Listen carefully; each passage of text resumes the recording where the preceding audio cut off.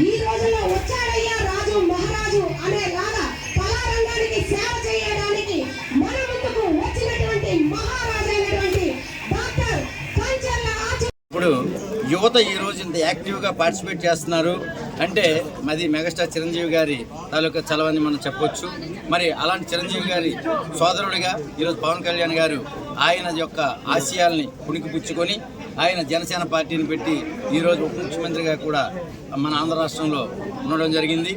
మరి మెగాస్టార్ చిరంజీవి గారు సినీ రంగాన్ని ఒకసారి మనం చూసుకుంటే ఆయన ఎన్నో విషయాల్లో ప్రతి ఒక్కరికి మార్గదర్శకుడిగా ఆయన తీసుకోవచ్చు. ఎందుకంటే ఒక హీరో కావాలన్న ప్రతి ఒక్క వ్యక్తి కూడా చిరంజీవి గారి యొక్క జీవిత చరిత్రను చదవాలి. అందుకే నేను అతి తొందరలో మా యొక్క SSLS క్రియేషన్స్ బ్యానర్ ఏదైతే ఉందో ఆ బ్యానర్లో చిరంజీవి గారి జీవిత చరిత్రని నేను తీయాలని దానికి ఒక మంచి డైరెక్టర్స్ని నేను సెలెక్ట్ చేసుకుని అది చిరంజీవి గారి జీవిత చరిత్రని నేను తీస్తాను. అలాగే ఎందుకంటే చిరంజీవి గారి బయోపిక్ చాలా అవసరం. ఎందుకంటే అలాంటి వ్యక్తి సినిమాల్లో రాణించడం అంటే ఒకానొకప్పుడు ఉన్న పోటీతత్వంలో ఎంతో మహానుభావులు మహా హీరోలు ఉన్న తరుణంలో ఎన్టీ రామారావు గారు, అక్కినేని నాగేశ్వరరావు గారు, కృష్ణ గారు, శోభన్ బాబు గారు ఇలాంటి మహామహులు ఉన్న తరుణంలో మరి చిరంజీవి గారు చిన్న చిన్న పాత్రలు చేస్తూ అతను ఎంతో మనకి ఆనందాన్ని పెంచి ఇవ్వడం జరిగింది. మరి ఈరోజు మెగాస్టార్ అని మనం పిలుచుకుంటున్నామంటే ఆ యొక్క మెగాస్టార్ వెనకాల ఎంతో శ్రమ ఉంది. అలాంటి శ్రమజీవికి ఎన్ని పుట్టినరోజులు తీసుకున్నా తక్కువే అని మనస్ఫూర్తిగా నేను నమ్ముతూ ఉన్నాను.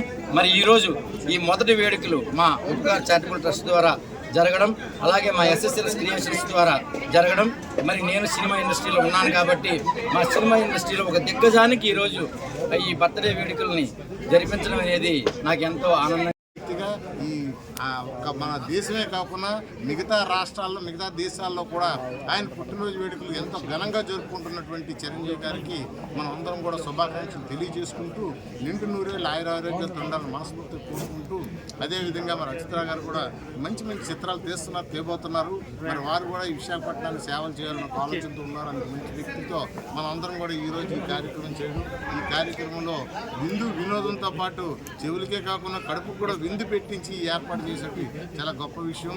మరి అంత గొప్ప కార్యక్రమం చేస్తున్న జగదీశ్ని మనం మనస్ఫూర్తిగా అభినందిస్తూ, అలాగనే మరి ఈ పవన్ కళ్యాణ్ కళాపీఠం అనేసి ఈరోజు కొత్తగా ఆవిర్భవించి చేయటం, మరి పవన్ కళ్యాణ్ గారు ఈ రాష్ట్రానికి ఉప ముఖ్యమంత్రిగా ఉండి ఇక్కడ ఇంతవరకు ఎప్పుడు జరగనటువంటి అభివృద్ధి చేస్తున్నారు, చేసి చూపిస్తారు. తప్పనిసరిగా మంచి వ్యక్తులు మనమేమో ఇవాళ ఈ రాష్ట్రంలో కూటమి వచ్చింది. ఈ కూటమిలో అటు ముఖ్యమంత్రి గారిని ఉప ముఖ్యమంత్రి గారు కానీ బ్రహ్మాండమైన కార్యక్రమాలు చేసుకుంటూ వస్తారు. రేపు రానున్న రోజుల్లో మంచి భవిష్యత్తు ఈ ఆంధ్రప్రదేశ్కు ఉంది. ఈ ఆంధ్రప్రదేశ్లో ఒక మూర్ఖపు రాజకీయం కానీ ఒక రాక్షస రాజకీయం కానీ పోయి ఇవాళ ప్రశాంతమైన